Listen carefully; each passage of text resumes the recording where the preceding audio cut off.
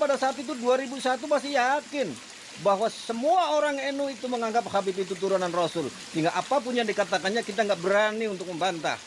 Kalau sekarang ente ngomong di depan saya, wah, udah tak rujak itu. Tenang saja, Beb. Jadi silakan Anda datang kepada saya. Datang kepada saya. Kalau mau matiin saya, silakan datang. Sekarang saya mau tanya umat Islam semua. Ada yang kurang ajar bilang sweeping Habaib, sweeping Ba'alwi. Diam atau lawan? Siap sweeping mereka. Siap hantam mereka. Siap kejar mereka. Siap hajar mereka. Aku bilang, kita akan bikin pasukan berani mati buat sweeping Habaib. Iya. Lo bikin pasukan berani mati, gua bikin pasukan berani matiin. Halo, assalamualaikum, Rizik Sihab. Saya Bahril Ulum. Masih ingat dengan saya? Saya yakin Anda sudah lupa karena kita pernah ketemu dulu tahun 2001. Ketika itu Anda baru saja mengisi pengajian di sebuah pengajian yang diadakan oleh warga NU. Di situ Anda berpidato berapi-api, berbusa-busa, mengajak orang untuk memerangi kemaksiatan.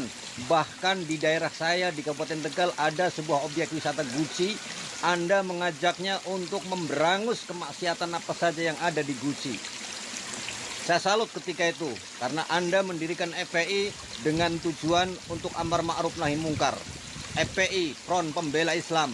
Artinya ketika Anda membuat sebuah organisasi Front Pembela Islam, Anda telah menempatkan Islam sebagai agama yang kecil sehingga Anda perlu membelanya. Islam itu sudah besar, tak perlu Anda bela-bela, sudah besar dengan sendirinya. Tapi nyatanya kemudian Front Pembela Islam itu dihancurkan, dibubarkan oleh pemerintah. Karena Allah Subhanahu wa Ta'ala tidak merestui Anda sesungguhnya. Habib Rizik, oke saya panggil Habib saja sekarang.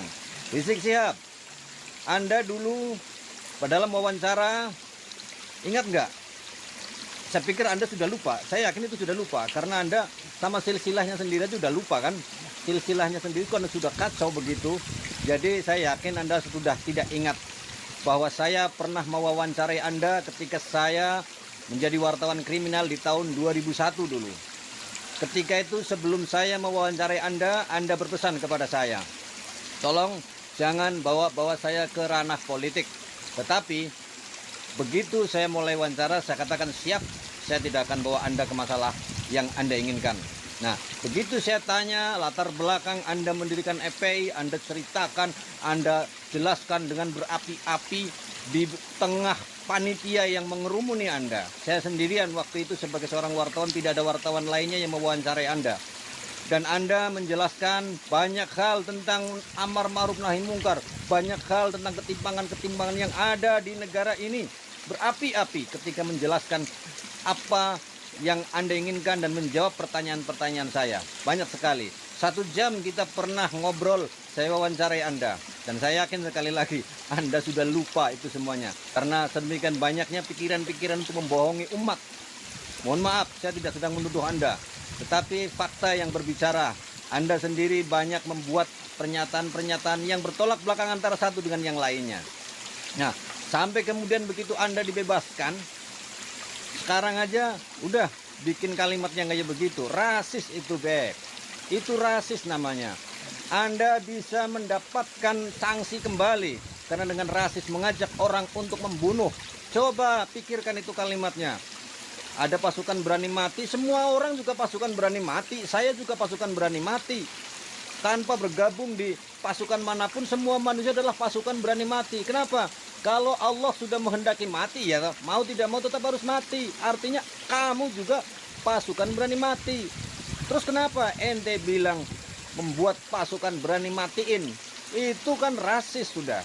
Rasis, benar-benar rasis. Nah, dulu ketika saya tanya tentang berbagai macam hal, saya masih ingat itu. Begitu saya bawa ke ranah politik, bertanya tentang tanggapan Anda terhadap Presiden Gus Dur setelah lengser waktu itu, ente bilang Gus Dur itu buta mata buta hati. Rasanya kalimat itu sebelum viral di media massa, sebelum media-media lainnya mempublikasikan, sebelum ceramah ente, sebelum ucapan ente buta mata buta hati, saya rasa bahwa ente mengatakan buta mata buta hati Gus Dur itu pertama kali di hadapan saya dan panitia Maulid Nabi waktu itu. Yang maulidnya justru menjadi sebuah acara doktrinasi dan membakar kebencian terhadap tempat-tempat yang diizinkan oleh pemerintah. Sekarang saya tantang Anda, silahkan datang ke rumah saya. Kalau Anda nggak terima dengan apa yang saya katakan ini, boleh saja ente membuat pasukan berani matiin. Saya dimatiin dulu juga nggak apa-apa. Asalkan ente bisa menjawab pertantangan saya. Silahkan Anda datang ke rumah saya di Buniwah Kerajaan, Kecamatan Bojong, Kabupaten Tegal. Saya wartawan kriminal. Ya, saya wartawan kriminal. Dengan catatan kalau Anda mau matiin saya, bawa dokumen-dokumen. Satu, bawa hasil lab tes DNA ente. Kemudian bawa silsilah nasab ente yang ternyata kacau balau.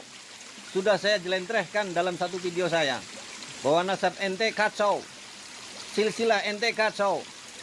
Tanggung amat, lu cuma koar-koar bikin pasukan berani matiin. Coba buktikan bahwa ente bisa membuat takdir sendiri, mematikan orang-orang yang sedang mengkritisi tentang keabsahan nasab Pak Alawi. Kami, semua orang yang sedang mengkritisi tentang nasab Pak Alawi, bukan dengan kebencian. Saya tidak benci kepada ente, Beb. Saya tidak benci kepada siapapun, saya tidak benci kepada orang-orang Balawi, saya tidak benci sama sekali. Dan saya jamin tidak ada orang yang sedang mengobarkan kebencian. Kita hanya ingin mengetahui keabsahannya. Karena selama ini kita dibodohi, dibohongi. Katanya keturunan Rasul, ternyata bukan. Kita perlu jujur. Rizik Syihab, kalau ente mau matiin saya, silahkan. Datang kepada saya. Siapapun lagi mempersekusi saya, silahkan. Saya ada di Buniwah Kerajaan. Ini saya lagi ada di Sungai Kalikalong. Di Kalikalong, Desa Buniwah Kerajaan, Kecamatan Bojong, Kabupaten Tegal, Jawa Tengah. Cari Bahril Ulum. Ada pasti. Ya, kalau matiin tanggung amat. Jadi silahkanlah. Saya kembali lagi kepada masa lalu. Ketika saya mewawancarai ente, saya bawa ke ranah politik. Anda menjawab berapi-api tentang Gus Dur. Sampai yang saya masih ingat, bahwa ente bilang Gus Dur itu buta mata, buta hati. Kayaknya ente pertama kali bilang itu di depan saya. Kemudian kalimat buta mata, buta hati itu ente pidatokan kemana-mana. Hingga akhirnya viral di berbagai media massa, baik cetak maupun elektronik. Dan setelah saya selesai menyampaikan terima kasih kepada ente atas waktunya untuk wawancara, ente bilang, dasar wartawan, saya sudah bilang jangan dibawa-bawa ke masalah politik, masih aja kok bawa-bawa ke masalah politik. Saya dengan santai dan tersenyum menjawab, salah ente, Beb. Kenapa ente jawab? Harusnya tadi ketika saya bertanya soal politik, ente bilang aja no comment. Jadi saya nggak melanjutkan pertanyaan. Lah ente begitu diketanya satu kalimat, ente jawabannya 10.000 kalimat. Iya, banyak sekali pertanyaan kemudian muncul di pikiran saya untuk saya ajukan kan. Salah siapa? Kan bukan salah saya. Salah ente yang menjawab. Sampai panjang lebar sehingga akhirnya ada beberapa orang yang mengatakan kaget mendengar kalimat ente tentang Gus Dur itu. Sayangnya dulu ketika saya wawancara ente itu belum seperti sekarang ada medsos. Saya moto ente juga masih pakai Kodak yang pakai kelis itu dulu. Saya cari kelisnya udah nggak ada. Jadi dokumentasi saya motonya udah nggak ada. Cuma memori saya masih mengingat. Saya pernah wawancarai ente. Dan ente di situ di depan saya mengatakan Gus Dur itu buta mata, buta hati. Jujur, ketika saya mendengarkan itu, hati saya itu berontak, tidak terima, Beb. Karena apa? Saya itu juga Banser. Saya anggota Banser. Pengen rasanya waktu itu saya mukul ente, Beb. Beneran. Pengen rasanya saya pukul ente. Cuma sayangnya ketika itu, saya sebagai seorang Banser, sebagai warga NU, betul-betul masih takdim. Ini yang ngomong Habib, keturunan Rasulullah. Kita pada saat itu 2001 masih yakin bahwa semua orang NU itu menganggap Habib itu turunan Rasul. Sehingga apapun yang dikatakannya kita nggak berani untuk membantah. Kalau sekarang ente ngomong di depan saya, wah, udah tak rujak itu. Tenang saja, Beb. Jadi silakan Anda datang kepada saya. Datang kepada saya. Kalau mau matiin saya, silakan datang.